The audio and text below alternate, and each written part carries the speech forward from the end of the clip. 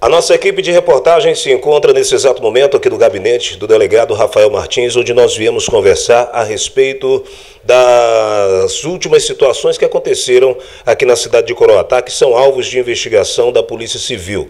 Sabemos que recentemente um homem foi assassinado ali na saída do bairro Novo Areal, com destino à zona rural de Coroatá, mais precisamente para o povoado Benfica. No mesmo dia, um homem sofreu uma tentativa de homicídio.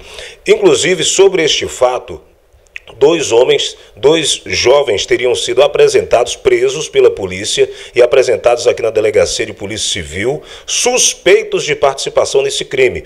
A polícia, no mesmo dia da prisão desses indivíduos, fez uma incursão na tentativa de prender um terceiro suspeito. Sobre esse assunto nós vamos conversar com o delegado, ele vai declinar algumas informações que podem ser repassadas à imprensa e tirar as dúvidas, principalmente dos familiares que querem resposta das autoridades. Delegado, na ordem dos fatos, como andam as investigações da Polícia Civil? Pronto.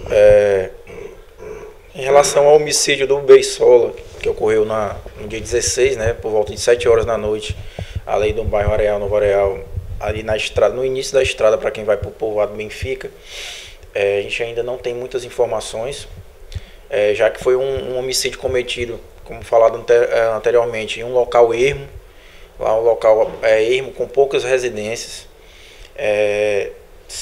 Naquele horário não havia nenhuma testemunha que presenciou os fatos. Então nesse homicídio a gente tem poucas informações. O que a gente sabe, que apurou por alto, que foram por volta de 4, 5 disparos de arma de fogo. E que o Beisola, né, provavelmente a motivação é que o Beisola era um indivíduo envolvido com furtos na região ali do bairro. Então, tudo indica que tem a motivação relacionada com facção criminosa, né? Um possível decreto, né, foi decretado, como eles chamam lá na linguagem deles, foi decretado e por isso teriam assassinado o Beisola. Mas em relação a suspeitos, infelizmente a gente tem poucas informações sobre esse caso.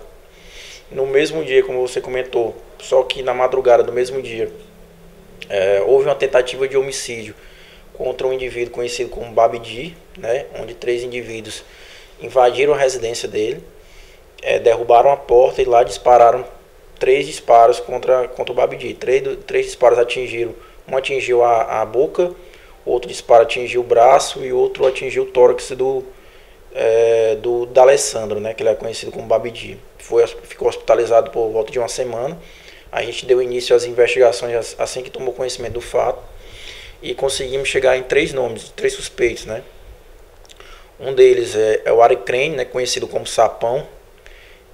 O indivíduo que a gente já tinha conhecimento dele como sendo um indivíduo de liderança ali no bairro, né, considerado como frente da facção Comando Vermelho, naquele bairro ali, naquela região.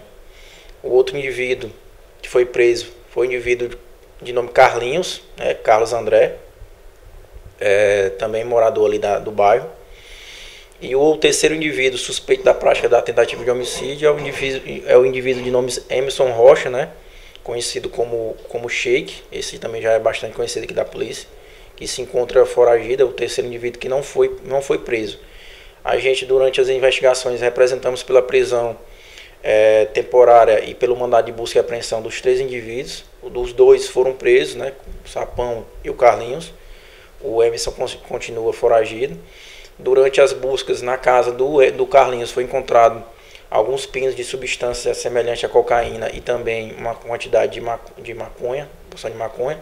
Ele foi autuado, além do cumprimento de mandato, foi autuado também pelo crime de tráfico de drogas. E na casa do Sapão a gente encontrou uma munição de calibre 38, semelhante à munição utilizada na tentativa de homicídio, já que a vítima nos relatou que lá foi utilizado um revólver. E durante os disparos, né, segundo a vítima, eles efetuaram 3 disparos, mas queriam ter efetuado mais, porque uma das munições o revólver teria falhado no momento. E a munição encontrada na casa do Sapão está uma munição picotada, ou seja, percutida. quer dizer que o percussor do revólver atingiu a espoleta, só que a espoleta não foi deflagrada. Então, a gente apreendeu essa munição, fez o flagrante dele por posse de munição e vai verificar se essa munição encontrada na residência foi a mesma munição utilizada, né, no revólver que praticou a tentativa de homicídio. Neste caso, tudo leva a crer que este indivíduo que se encontrar com essa munição seria o autor dos disparos, supõe-se. Na realidade, o autor dos disparos foi o indivíduo conhecido como Carlinhos. Foi o Carlinhos, o Sapão ele invadiu a residência junto com o Emerson e o Carlinhos, só que, segundo a vítima, quem teria efetuado os disparos foi o Carlinhos. Delegado, uma última pergunta. Juntando os dois casos, aconteceram na mesma noite. A polícia descarta ou trabalha numa hipótese de que os dois crimes tenham sido executados pelos mesmos autores ou outras pessoas podem estar envolvidas em crimes distintos. A gente não pode descartar, né? Até porque a motivação dos crimes é a mesma motivação e a localidade também são bem próximas um do outro. Todos na região do Bairro Novo. A gente não pode descartar, o que a gente precisa é colher indícios, né? Ainda para comprovar se esses mesmos três envolvidos também têm relação com a tentativa com o homicídio, melhor dizendo, do Beisola. Até porque os dois homicídios se motivaram por questão que as vítimas eram envolvidas com os furtos na região do Bairro Areal. Uma última pergunta, os indivíduos que foram presos pela polícia na operação continuam presos ou estão respondendo em liberdade? Não, continuam presos, estão todos presos, inclusive as prisões em flagrante foram já convertidas em prisão preventiva. Estão todos, os dois estão presos na UPR de Corotá. Ok, essas foram as informações direto da Delegacia de Polícia Civil. Voltamos para os nossos estúdios.